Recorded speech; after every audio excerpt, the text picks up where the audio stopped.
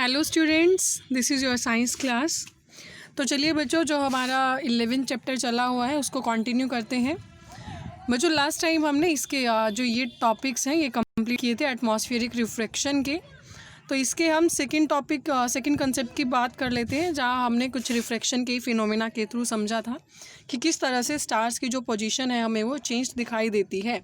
मतलब कि उनका जो एक्चुअल पोजीशन से हमें उनकी अपारेंट पोजीशन दिखाई देती है। ऐसा क्यों, ये भी हम पढ़ चुके थे।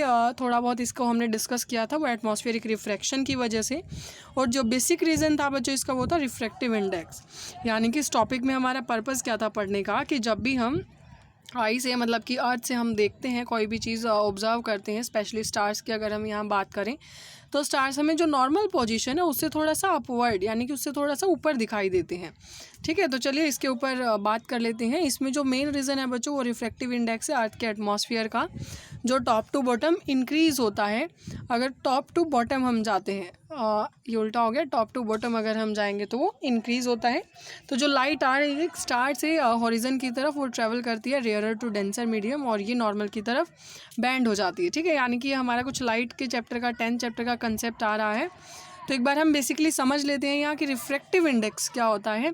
रिफ्रैक्टिव इंडेक्स होता है बच्चों जो लाइट कितनी स्पीड से ट्रैवल कर रही है उसको हम रिफ्रैक्टिव इंडेक्स की हेल्प से मेज़र करते हैं। C/V इसका फॉर्मूला होता है। 10 चैप्टर में ही मैं आपको बार बार कह रही हूँ, ये कुछ बेसिक कंसेप्ट थे जो वहाँ हमने पढ़ने हैं।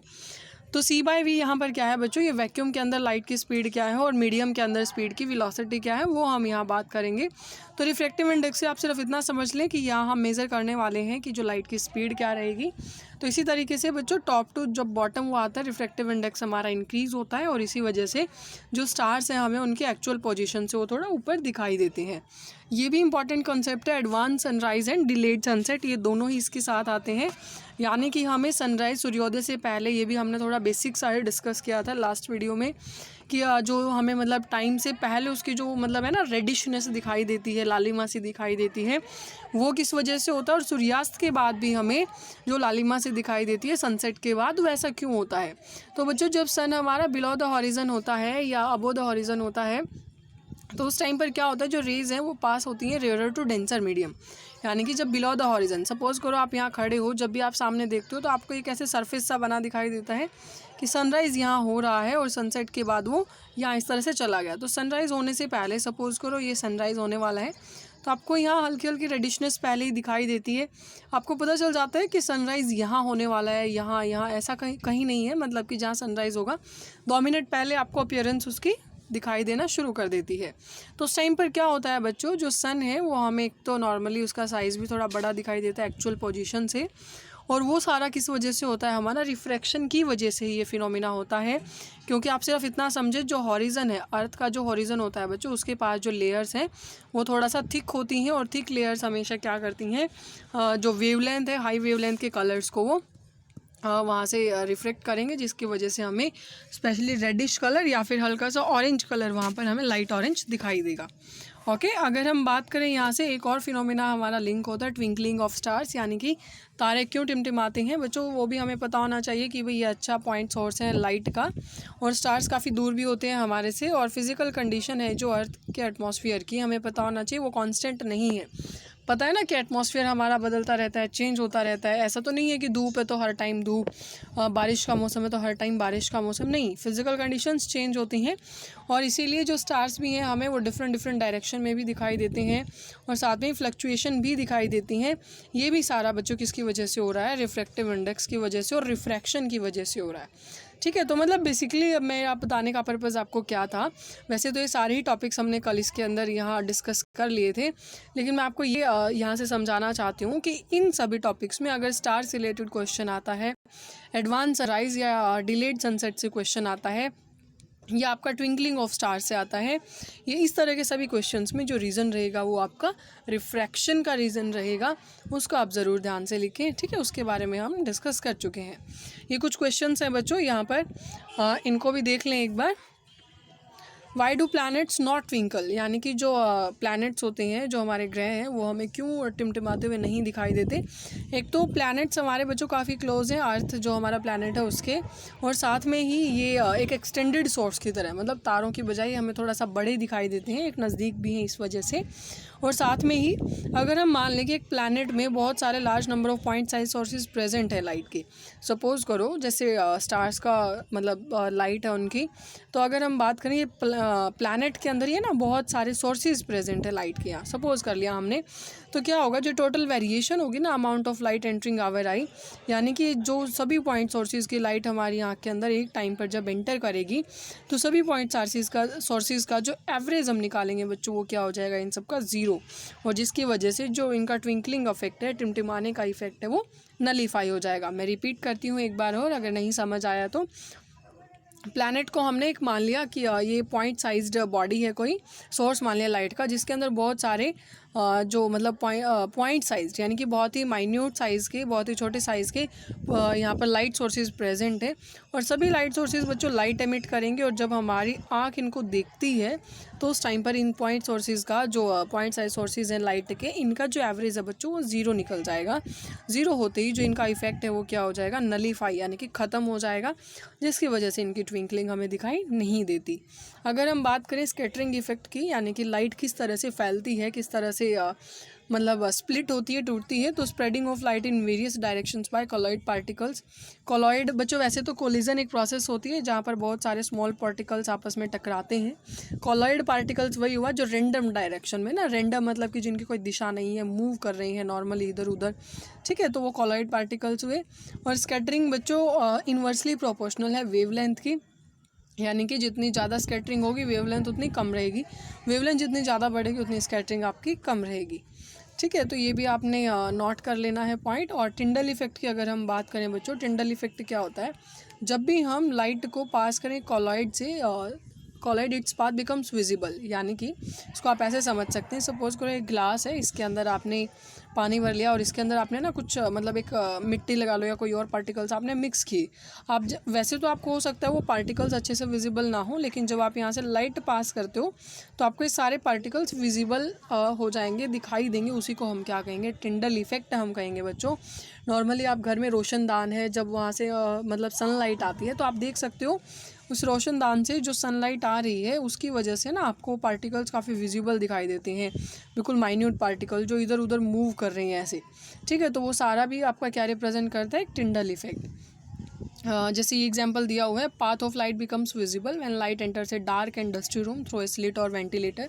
ये स्लिट या वेंटिलेटर वही मैंने आपको रोशनदान बता दिया कि एक कमरे में डार्क है और डस्टी थोड़ा सा धूल मिट्टी है जहाँ पर, तो वहाँ आप ये देख सकते हो नॉर्मली। और path of light becomes visible when light passes through dense canopy of trees in forest, यानी कि मतलब सपोज करो आप एक जंगल के अंदर हैं और इस तरीके से पेड़ वहाँ पर लगे हुए हैं, ऐसे कैनोपी उन्होंने बना रखी है मतलब यहाँ पर, तो यहाँ से जो हल्की फुल्की लाइट यहाँ से एंटर करती है फॉरेस्ट के अंदर, वो भी टिंडल इफेक्ट को ही शो करती है। द कलर, नेक्स्ट टॉपिक है बच्चों, the colour of scattered light depends on the size of scattering particles. Exactly किस तरह से जो लाइट स्कैटर होने वाली है उसका कलर भी डिपेंड करता है, यानी कि जो एक लाइट आई है कितने किस कलर में डिवाइड होगी, कैसा रंग हमें दिखाई देगा या कितने टाइप के कलर्स दिखाई देंगे, वो भी डिपेंड करता है स्कैटरिंग पार्टिकल्स के साइज़ के ऊपर ही।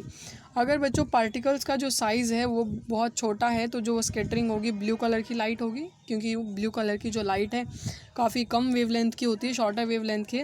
मीडियम साइज़ पार्टिकल्स होंगे तो मेनली रेड कलर देते हैं क्योंकि इसकी लॉन्गर वेवलेंथ है।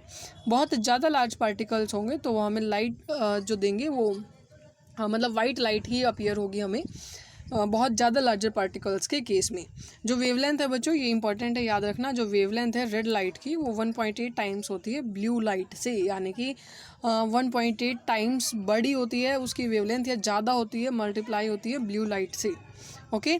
और ये भी क्वेश्चन लॉजिकल है, why danger signs are made of red, यानी कि आपने देखा होगा अगर हम डेंजर के जो साइन होते हैं मेनली रेड कलर से बनाए जाते हैं, या रेड लाइट भी हम बोलते हैं ना, रेड लाइट मतलब वो स्टॉप का संकेत है हमारा, एक मतलब डिनोट करती है कि आपको रुकना है रेड लाइट पर। रेड, ग्रीन और जो येलो हमारी 3 लाइट्स होती हैं। तो रेड बच्चों जो लीस्ट स्कैटर्ड कलर है और least scattered coloured by fog and smoke and can be seen in the same colour over a long distance, यानी कि कम से कम स्कैटर ये होता है और इसको लंबी डिस्टेंस से ज़्यादा दूरी पर इसको देखा जा सकता है, इसीलिए जो डेंजर साइंस हैं वो रेड कलर के बनाए जाते हैं। हो सकता है जो दूसरे कलर्स हैं वो थोड़ा स्कैटर हो जाए, जिसकी वजह से प्रॉब्लम आ सकती है। ठीक है, तो कुछ क्वेश्चंस और हैं यहाँ पर इंपॉर्टेंट है। Why the colour of sky appears blue on a clear day, जो हमारा आसमान है वो नीला क्यों दिखाई देता है?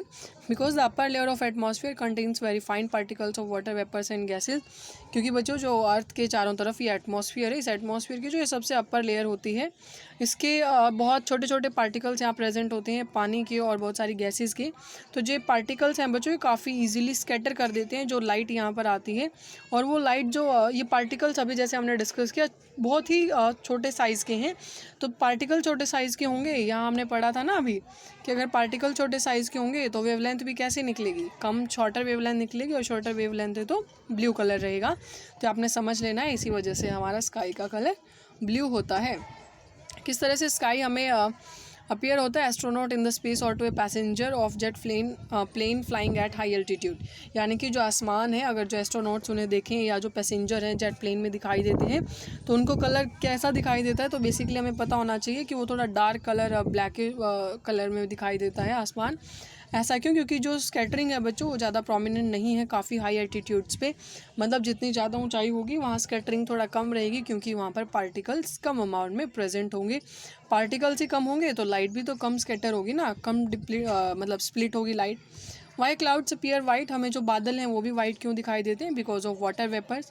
वाटर वेपर्स हैं बच्चों कंडेंस यानी कि जुड़े हुए हैं, ऐसे जॉइंट हैं to form water droplet. Due to large size of droplets all colours of light are scattered and clouds appear white. हमने जैसे यहाँ पर डिस्कस किया था, आपको ये है ना, ये तीनों पॉइंट्स याद रखने हैं, ये बहुत सारे लॉजिकल क्वेश्चंस के आंसर देंगे। अब यहाँ हमने क्लाउड्स के अंदर बात की कि छोटे छोटे पार्टिकल्स हैं वो मिल करके एक वाटर पार्टिकल्स बना रहे हैं, मतलब कि जिनका साइज़ काफ़ी बड़ा है। तो लार्जर पार्टिकल्स बच्चों कैसी लाइट दे रहे थे? वाइट लाइट दे रहे थे। और ये वाइट लाइट देने की वजह से ही जो क्लाउड्स हैं इनका कलर हमें कैसा दिखाई देता है? वाइट दिखाई देता है। ओके, आई होप आपको ये भी क्लियर हो गया होगा। और why colour of sun appear red during sunrise and sunset, ये हम अभी पढ़ ही चुके हैं इससे पहले ही। हॉरिजन के पास काफ़ी मतलब उनका जो साइज़ है वो थोड़ा सा बड़ा हो जाता है, और जो रेड कलर है जिसकी वजह से ब्लू लाइट तो यहाँ पर एमिट होगी नहीं। ठीक है, तो जो लाइट है लॉन्ग वेवलेंथ की, रेड कलर यहाँ पर हमारी आंखों तक पहुँचती है, जिसकी वजह से जो सन है हमें वो रेड कलर में अपीयर होता है। ठीक है, तो ये आपने यहाँ तक कर लेना है, और इसी के बेसिस पर क्वेश्चंस हैं बच्चों, इनको आप एक बार ट्राई ज़रूर करें। अगर किसी क्वेश्चन में कोई प्रॉब्लम आती है तो आप पूछ लें, उसको हम ज़रूर नेक्स्ट वीडियो में डिस्कस कर लेंगे। बाकी यहाँ तक इन सभी क्वेश्चंस के आंसर आपके क्लियर भी हो गए हैं, तो ये चैप्टर आपका बच्चों आज कंप्लीट हो जाता है। इसकी कोई भी आपको प्रॉब्लम है, किसी भी तरह की क्वेरी है तो आप बता दें, उसको हम एक स्पेशल वीडियो में या नेक्स्ट लेक्चर में हम उसको डिस्कस कर लेंगे।